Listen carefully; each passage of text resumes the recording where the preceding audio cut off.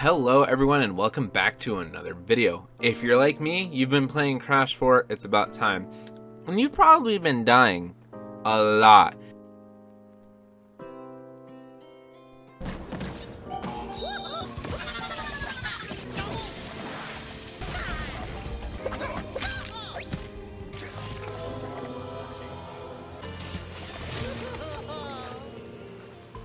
Seriously, this game is extremely difficult, even for a veteran like me who played all of the older Crash games.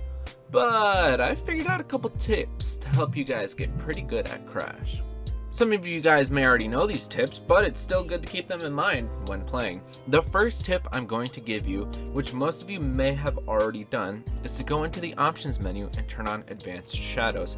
It really helps you in the more precise platforming sections where you have to land on small platforms or boxes.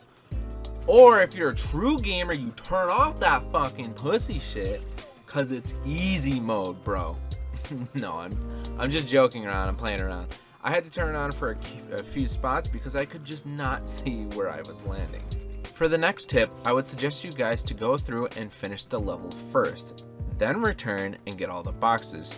You're most likely not going to get all the boxes the first time you go through your level. However, this doesn't mean you should skip all the boxes. Get as many as you can, because then you will know where most of them are. And the more boxes you break means the more Wampa fruit you get, which also means the more lives that you get. I would also suggest, instead of trying to find all of the boxes the first time you run through a level, to instead try and shift your focus on finding the hidden gem of the level, because if you do it once, you won't ever have to do it again. When you finish the level for the first time, don't just immediately jump right back into it and find the rest of the boxes.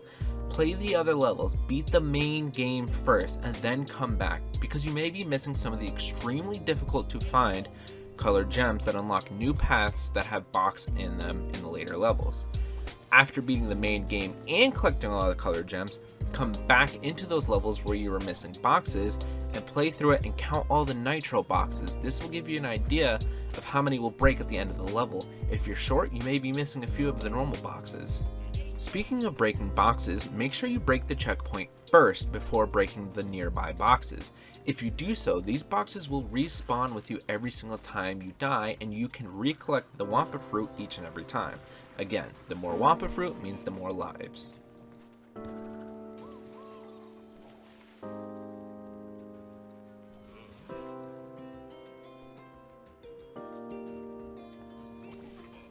But when it comes to breaking boxes, be aware of your surrounding. Break boxes only in a strategic way. Sometimes you may lock yourself out of breaking a box, and look around, as some boxes can be off screen.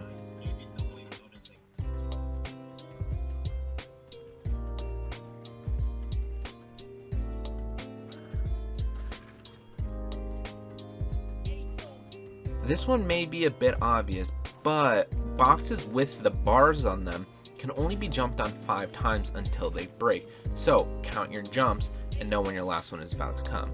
However, if you jump on it once, then you jump on another platform and then go back to that box, it may break immediately even if you had a few remaining bounces on it. Just keep that in mind.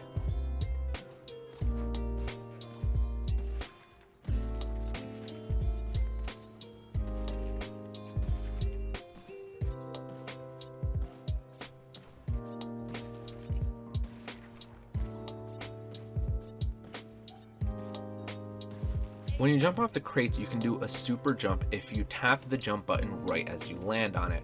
But did you know that you can just hold the jump button instead of timing it to get a super jump? I had no idea about it, and it really makes the flashback tapes a lot easier once I found out about that.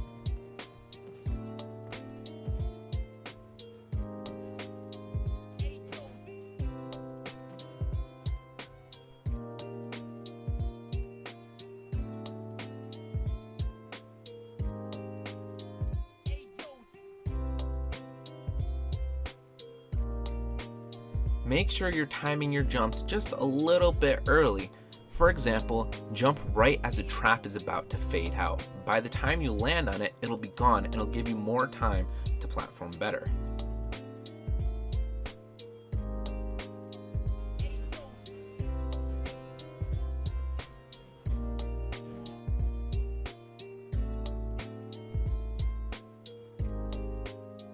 A running slide jump can help you reach greater distances and heights that may be out of the way.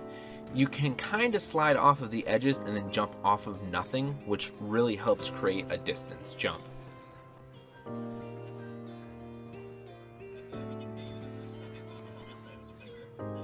If you spin right as you land, it'll stop you from continuously jumping. This is especially helpful in the flashback tapes that have a lot of jumping boxes. And speaking of flashback tapes, it may be best to use the D-pad during these levels as it gives you more precise controls. And lastly, if you continue to struggle, relax, breathe, take a break, drink some water, and come back later. A frustrated mind will only make you play worse. A fresh, calm, and relaxed mind will help you play better. Well, that's about all I got for you guys today. If this video helped you out, make sure you hit that like and subscribe button, and leave a comment as to which tip helped you out the most, or if I happen to miss any tips. Well, with that being said, I hope you all have a wonderful day today.